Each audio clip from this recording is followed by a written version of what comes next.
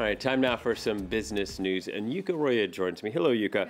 Hello. We're beginning with another setback for Venezuela. Venezuela, indeed. A committee of international creditors has voted that the Venezuelan government and its state oil company PDVSA have officially defaulted on billions of dollars worth of bonds. The announcement comes a few days after two credit rating agencies declared Caracas in selective default.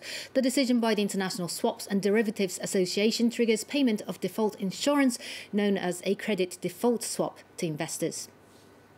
And staying, the U.S. House of Representatives has passed its version of a major tax reform bill. The Republican package cuts corporate and personal tax rates but eliminates popular deductions. President Donald Trump went to Capitol Hill just before the vote to urge Republican lawmakers to pass the bill. The Senate Tax Writing Panel also approved the bill later on Thursday. A vote in that chamber is expected before the end of the month. But the fate of the bill is still far from certain, as even some Republicans are saying they'll vote no. Delano D'Souza reports. A step forward for a critical Republican legislative goal. On Thursday, the U.S. House of Representatives passed their version of a sweeping tax reform bill. In it, a plan to slash taxes by $1.4 trillion, as well as the corporate tax rate to 20% from next year. But significant roadblocks remain. The Senate has its own different version of the bill, and its passage is far from certain. Even some Republicans say it favors corporations over small businesses. I wouldn't vote for this Senate version. Bottom line, doesn't mean I don't want to, vote for a real solution. And so that's why I work with, again, Senate, House, and the White House to get one. Republicans and Donald Trump have been eager for legislative achievement, but with the party's slim majority in the Senate, any dissent risks derailing the tax overhaul. The Senate's version of the bill proposes a $1.5 trillion tax cut. It also wants to slash the corporate tax rate to 20% from the current 35%, but delays the implementation until 2019. Lawmakers from areas with higher state and local taxes, including Democratic strongholds like New York and California, say their voters would be the hardest hit, as it would limit the deduction of state and local taxes from federal returns. Well, it's the last day of the trading week. How are markets looking?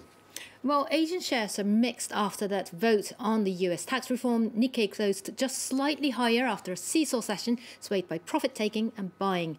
Shanghai and Kospi in South Korea are in the red.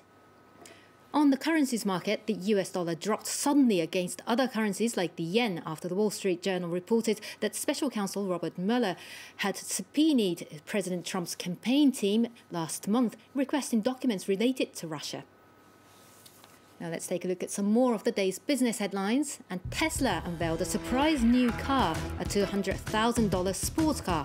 Chief Executive Elon Musk said the second-generation Roadster would be the fastest production car ever. He says it can speed up to 100 kilometers per hour in under 2 seconds.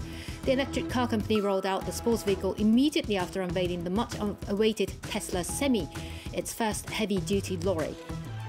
Japan's Toshiba denies reports that it has entered into negotiations to sell its personal computer business to a Taiwanese company. Toshiba is in financial crisis following the bankruptcy of its US nuclear unit. In September, it agreed to sell its money-making chip unit. PC business only accounts for about 3% of Toshiba's net revenue. And police in Shanghai seized more than 14,000 bottles of fake Australian wine. Footage broadcast by China's state TV shows boxes with the logo of premier brand in Australia, Penfolds. The case is set to involve over $1.5 million. 13 suspects have been arrested. And finally, an all-important question. How far would you go to be on time? Tell us, Yuka. Well, how about you? It depends. If it's work, I'm on time. Everything else, I'm always late. It depends. But here in France, it's even considered polite to arrive slightly late for dinner invitations, for example. When it comes to public transport, people don't expect them to be on time. But punctuality is crucial in other parts of the world. A Japanese train operator formally apologized after one of his trains left the platform early by just 20 seconds. The company issued a statement saying it will do everything it can to avoid a similar problem occurring in the future, even though no one complained about it. Punctuality, a problem. A problem. Thank you, Yuka. Yuka Roya with a roundup of the business news.